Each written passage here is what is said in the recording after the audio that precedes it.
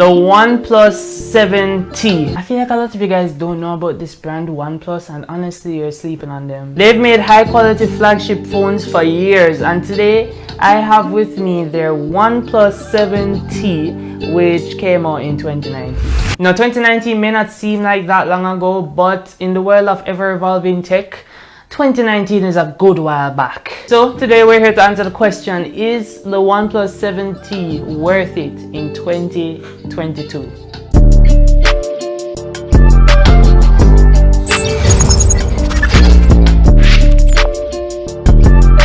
The long and short of it is, yes. Obviously, it was a flagship phone that was made in 2019. Of course, it's still gonna be good this year in 2022. But in order for you guys to fully understand why I say that, you're gonna have to keep watching. So as I typically do in my reviews, we're going to be looking at 6 specific features. I was saying 6, but I put up 5 hands. 6 specific features of this phone: the display, the storage, the speed, the camera, and extras. And in this phone's case, the price as well. Let me start off with the price, because I think that's what will really put things into perspective and let you guys realize value for money. So I bought this phone off of Amazon for $230 US at the time. I think it's still around the same price now, more or less, but either way, I'll have the link below so you guys can check it out for yourselves. And FTC, it's not an affiliate link. So right off the bat, you're already getting a great price for a 2019 phone. The display on this phone is really good. It features a 6.55-inch fluid AMOLED screen, so already it's a big boy. With HDR10 Plus, a pixel density of 402 pixels per inch, and 90 Hz. 90 Hz. Guys, I was used to the 60 Hz life, but ever since I got this phone and I was introduced to the 90 Hz life, I'm not going back. No, I'm not going back. The 90 Hz screen difference is going to be hard to show on camera, but I'm going to put the Pixel 3 XL and the OnePlus 7T beside each other so that you guys can see the difference when I slow down the footage.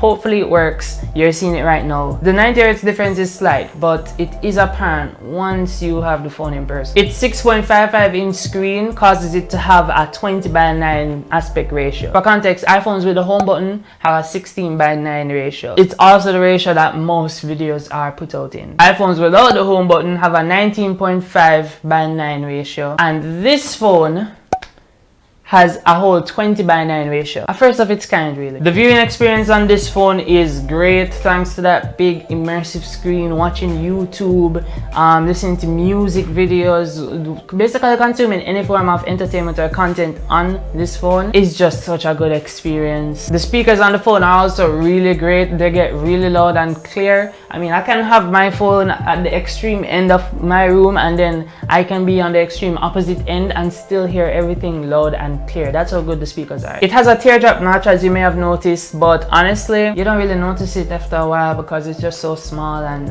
personally I like seeing it. It's so cute and small to see. I like it. Another thing to note about the display is you can change the display color and saturation in the settings app, which is a great feature that I personally use more often than I should. But you know, just overall scrolling around, navigating this phone, the user interface, all of that is just a great experience on this top-notch display. This phone starts at 128 GB of storage and goes all the way up to 256 GB. There's really only 2 versions of this phone, the 128 GB and the 256 GB version.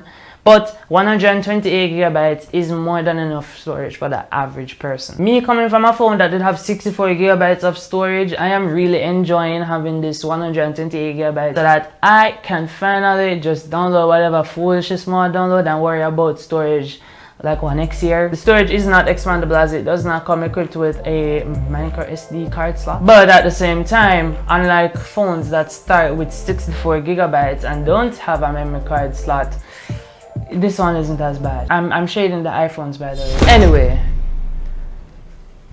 the phone storage is really good.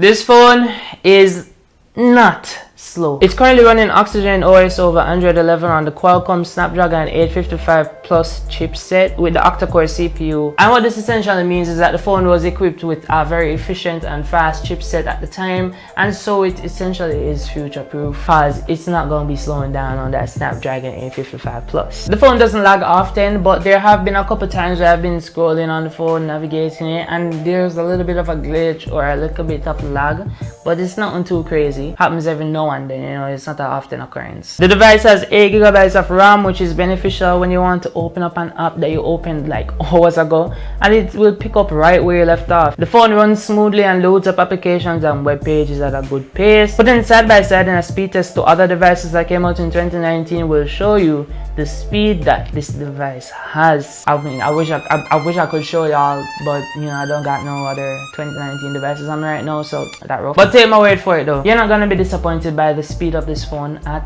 all. You know, as you may have noticed by now, this phone has it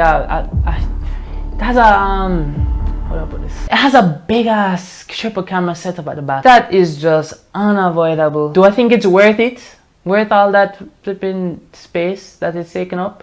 No, not remotely. The camera is decent. The camera has its highs, and it's definitely safe to say that it's a better camera than a lot of other phones that came out after it, but at the same time, it was a flagship in 2019, so I was expecting a little bit better, you know, a little bit more specs, a little bit overall just better processing from the camera. It features a 48 megapixel wide camera, 12 megapixel telephoto, and 16 megapixel ultra wide on the back, and a 60 megapixel selfie camera. Photos on this device, they're good though, them good, them decent. Sometimes they look like clarity is a bit too high, but still the quality is good and the colors are natural looking. Here's a reel of a few of the photos that I took on the phone.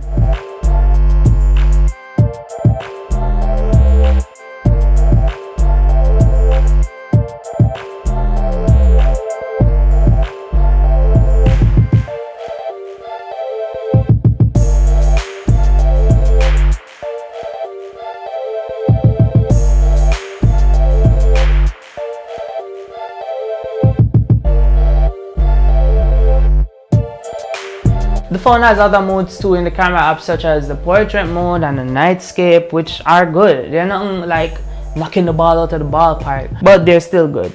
And this camera has a super macro mode, which basically allows you to get really close to a subject and take a picture up close that is gonna be in focus, and it's gonna capture more detail than you usually would outside of that mode. You have to get real close though, like, and I mean really close. Video is also really good on this phone. You know, it's nothing too crazy, it's nothing like extremely good, but it's still really good. Some of you guys would have already actually seen how some of the video from this phone looks, because I've been using it in my recent videos. Videos can go up to 4K 60 frames per second on the back camera and up to 1080p 30 frames per second on the selfie camera. The video quality on this device was actually better than I expected, and it was quite a pleasant surprise for me. This phone is jam-packed with a bunch of different features. Face unlock, which works well most of the time. Of course, if your face is covered, it won't work out, but if you have on like clear glasses or a hat or something, it's still gonna work. Along with Face ID, it has a great fingerprint sensor, which is an under-display optical fingerprint reader. Yeah, that's right, it's under the screen. It works really well most of the time, you know. Just don't be too jumpy if you like take your hand off of the screen before it read it, or else it's just not gonna work. Maybe this next thing is an overall Android thing, but something that I really like about this phone is how customizable the user interface is. I remember when I was setting up this phone and I had the option to literally change the accent color of the phone, so I can change it to purple from white. It's so cool, and you can change it to red to green to orange to yellow to blue, whatever color you want. It also has a notification alert slider. It means that you don't have to unlock the phone and go into all the settings to change it to the vibrate, the ring, or the silent mode. It supports 30-watt fast charging, which OnePlus calls Warp Charge 30T. It's just fast charging OnePlus. When you really dive into the settings, there are also certain gesture controls that you can adjust. One of the coolest ones that I have set is when the phone is off, I can draw a circle on the phone and the flashlight comes on. So I draw the circle and it's off, draw the circle, wait, and it's on again. You see, it's cool. It's cool. It's a cool feature. You can also turn on or off the navigation buttons or the navigation gestures. And this phone is also slated to get the Android 12 updates eventually. All in all, guys, as you can see, this phone is worth more than the $230 that I paid for it. It's worth more than that. It's a great device that will meet the needs of today's tech as much as you need it to. And it's overall a great buy. So, do I think that you should get the OnePlus 7T in 2022? Yes. Yes, I do. I mean, I thought it was obvious. Yes, I do think you should get it. It's a great buy. If you need just an affordable Android device that will meet the needs of today's tech, this is a great buy, a great find, and it's super affordable and within budget for most people. So, yeah, if you're thinking of purchasing it, go for it. With that being said, guys, thank you for watching. Shamar Crossfield.